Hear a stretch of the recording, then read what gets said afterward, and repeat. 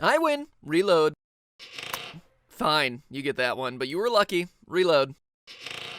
Just call me the comeback kid. Reload. Killer combo. 2-game winning streak.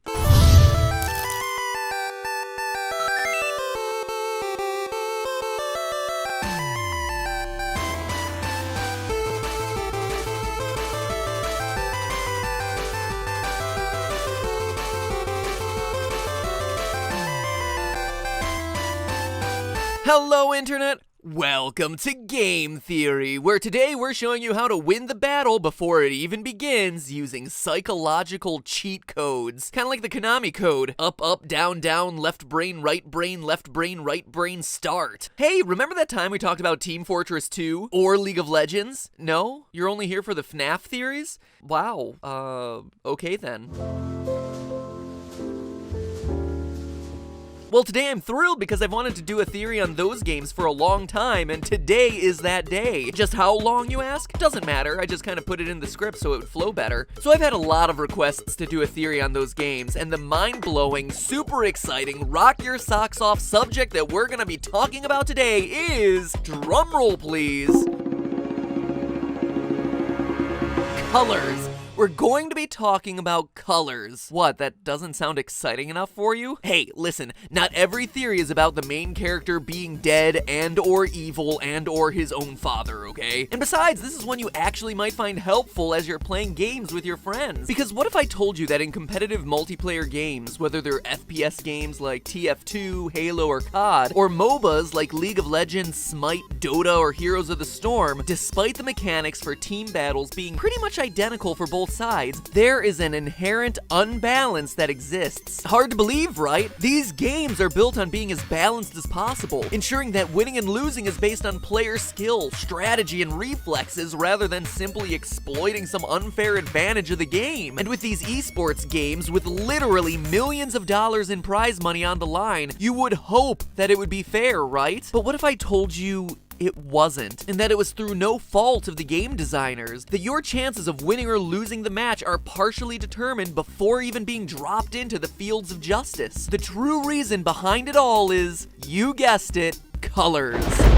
They don't sound so lame now, do they? Let me explain. The relationship between colors and competitions goes back a long way. When you think of competitions between people or teams or anything really, you usually think of each team as having a color. Like when you think chess, you think of a black side fighting against a white side. And no, not those black and white sides, you SJWs. They're just the two most common colors for chess pieces, okay? That said though, chess is a white supremacist game, as the white side actually has the statistical advantage over the black side. Hashtag chess racism. That said, the unbalance that exists in most video games is different from chess racism. The white side in chess is favored because it moves first, but in competitive multiplayer games, everyone's dropped into the field at the same time, so that first mover advantage doesn't really apply. No, it actually has to do with your team's color. It's common that in most competitive team games, team colors are red and blue, unless of course you're playing Splatoon and it's hot magenta and electric yellow. Now, I know we're all rationally minded theorists who don't believe in superstition and magic, but I also know that when given the choice between two colors, everyone has a preference. Well, believe it or not, your team color actually has a significant impact on your chances of winning or losing. Let me hit you with some stats. In 2008, there was a study published in the Journal of Cyber Psychology and Behavior, which, besides sounding like a magazine from Battlestar Galactica, also analyzed data from 1,347 matches of the classic Red vs. Blue video game, Unreal Tournament 2004. All of the games were team deathmatch, where the team with the most kills was the winner, and they were all played by evenly matched players, so that the skill level of the players involved would have as little impact as possible on the end result of the study. After 3 months, the results were undeniable. Red teams were consistently winning 54.9% of the time over the blue competitors. That's a 55-45 split in a game that should look 50-50. That's crazy! And sure, it may seem like a small margin, but the conclusion that they reached was that this color differential actually mattered most when the two teams were equally matched for skill. Think about the implications for tournament play, where every team is the top of their field. This is a definitive difference. We're gamers and we want every statistical advantage possible. So if I were to whip out my 1.1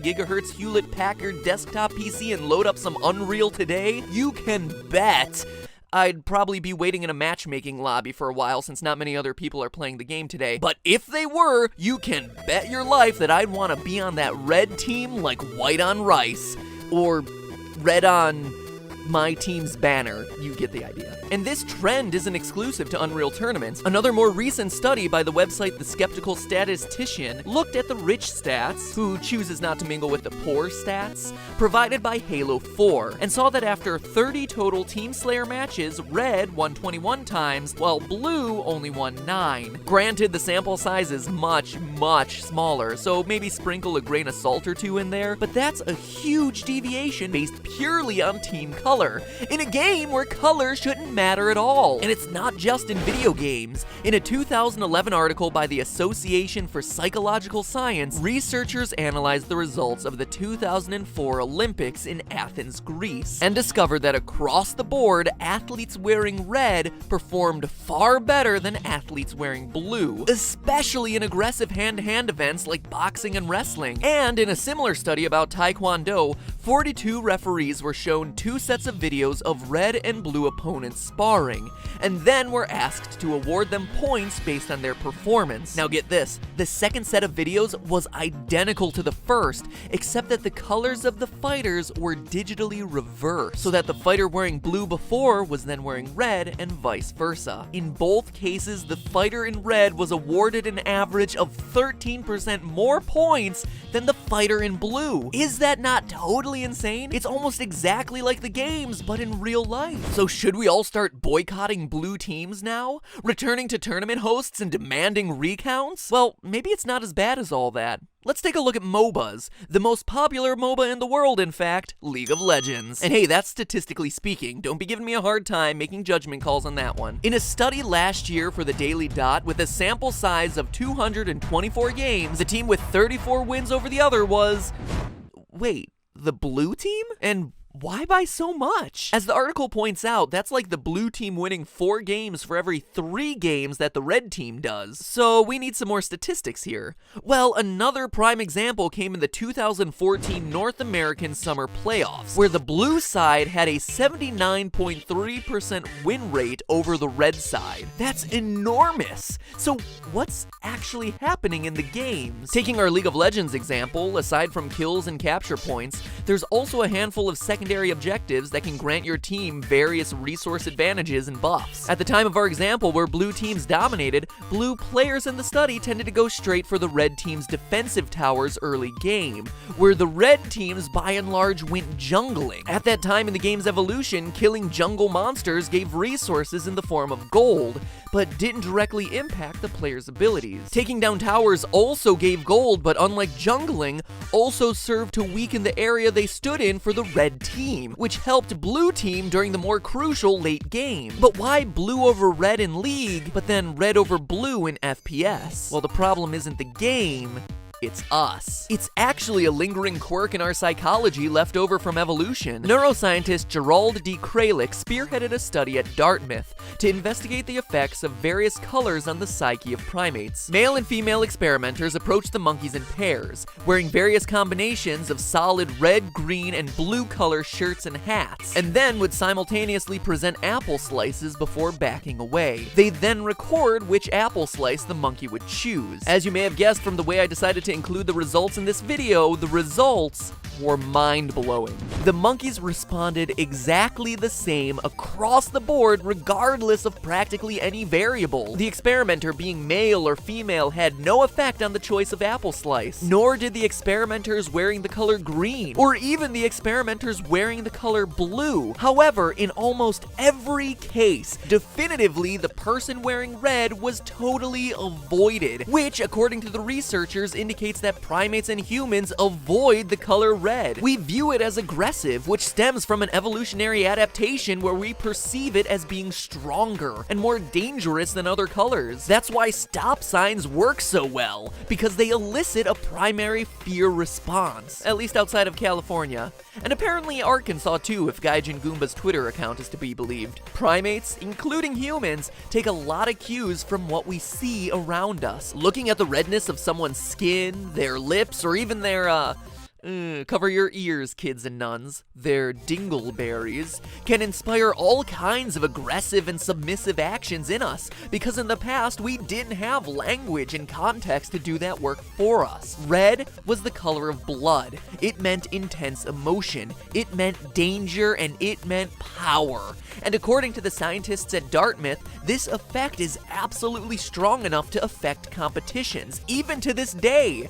So much so that following their primate study, they issued a warning for anyone holding a competition that this color can actually be used, quote, in ways that may unfairly influence people, end quote. Basically, it's easier to win if you wear red because it makes you subconsciously more aggressive, and it makes your opponents subconsciously more afraid of you. And there's nothing really that we can do about it. It's in our evolutionary background. So that investigation goes a long way to explain the results in Unreal, Team Fortress, Halo, but it leaves some big holes, especially when it comes to all the opposite evidence coming from League of Legends. Why don't red teams win there? Surprise, surprise, more evolutionary psychology. In another study from the University of British Columbia, 600 subjects were asked to perform cognitive tasks on screens that were either red, blue, or white. What they found was that while red heightened our alertness, focus, and attention, blue instead encouraged people to be creative, think long-term, and relax. That's because instead of blood and sex, blue makes us think of the sky, cool, still water, natural elements in the world around us. In the League of Legends example, while the red team was racking up kills against giant savage beasts in the jungle for immediate rewards, the blue team tended to look more long-term. Their strategy was based on thinking ahead and strategically weighing which attack points would be most rewarding early and then also later on in the game. Theirs was a style of gameplay based around cool-headed strategy and an active resistance to the temptation of running into the jungle for some aggressive fast burn wins. But you know what? It doesn't end there, because the influence of color not only affects your gaming, but literally everything that you do in the world, and that includes everything that you buy. In advertising, the color red has much the same impact on your brain as it does in the context of the game. Red triggers urgency, focus, fast decision making, otherwise known as impulse buying. Ever notice that almost all clearance racks are labeled with red signs? The red sign is telling you to buy this now because otherwise it's gonna be gone, focusing your instinctual attention and telling you to act now, think later. Blue, on the other hand, triggers our creativity and long-term planning. In the real world, advertisers sometimes use blue in stores designed for shoppers on a budget or bulk purchases. They want to appeal to shoppers who need to be strategic about their shopping to make sure that they walk out feeling comfortable with what they just got and what they spent on it. Think of Target versus Walmart, two huge box store chains. Target is all red and tends to be the higher end of the two stores. It's pitching to people who can spend a bit more and impulse shop a bit. But Walmart works the opposite way, with blue rollback signs greeting you at the door, larger bulk purchases, all things telling you that you can feel comfortable exploring the store, calmly filling your cart. Each model is designed in its own way to make its customers want the products they're buying and then come back for more. And it works, whether we realize it or not. And it's not just advertisers who understand this principle. Cities in some countries with higher suicide rates, like Japan or the Nordic countries that are all dark with winters that are really long, have started to use blue-tinted light in public places as subtle ways to make people feel calmer, reduce crime, and bring down suicide rates. Some airports use blue light pods to help people adjust to jet lag because the blue light makes your head feel clearer and helps you stay more awake. Ever wonder why you're able to stay awake and clear-headed longer when you look at your phone or tablet in bed? All your mobile devices emit light in the blue spectrum. The effect even works if you're blind, because the light receptors that sense it have nothing to do with vision. Red light, on the other hand, has effects all of its own that science is beginning to understand. According to NASA, NASA, devices they've been testing that emit light far into the red spectrum can actually help your cells heal 200 times faster than they do in full spectrum light. It's almost like magic. So the next time you enter a round of serious competitive gaming, or even just that casual weekend Unreal competition on that old Gateway desktop with the cow print on it, make sure that you're choosing your side carefully. It might make all the difference. Playing a strategy game, insist on blue.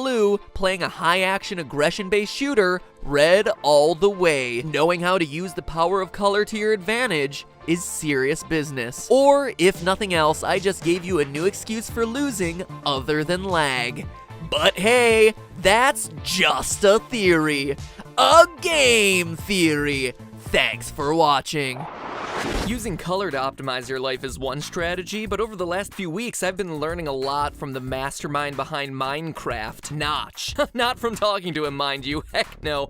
I wish. That would be so cool. No, from his biography, Minecraft, the unlikely tale of Marcus Notch Pearson and the game that changed everything. Sure, the title is absurdly long, like seriously, pick a title and just stay with it. But from listening to it, I've heard a lot of details about his early career and the aftermath of Minecraft's success that have really inspired me personally, and also things I've never seen written about online. You can find this and over 180,000 other titles to download from audible.com. If the book sounds interesting to you, or if you're just a fan of game theory and want to help support the show, go to audible.com/MatPat, M-A-T-P-A-T, and get yourself a free book while helping us deliver more videos to you guys watching. I've even included a link in the description for you to click, so a free book and supporting us to get yourself more videos? Not bad. Really, it's super easy. There's no excuses not to. You know what else I'm listening to? Paper Towns by Nerdfighter John Green, because he's a fellow YouTube creator that I want to support. See, I do this kind of thing too, you know. And since his movie is going to come out soon, and I just so happen to have a film channel I launched a couple weeks ago, might be good to get familiar with that. Anyway, Notch's biography and John Green's personal story too, both have themes of doing something that matters with your life. And honestly, I think that's a message that can apply to us all. So I think they're both worth checking out. Remember, that's audible.com/MatPat. Remember, your support makes all the difference. Now, if you'll excuse me, there are some scantily clad women that need some deep researching, if you catch my drift. Which is exactly what I just said. Some scantily clad women need to be researched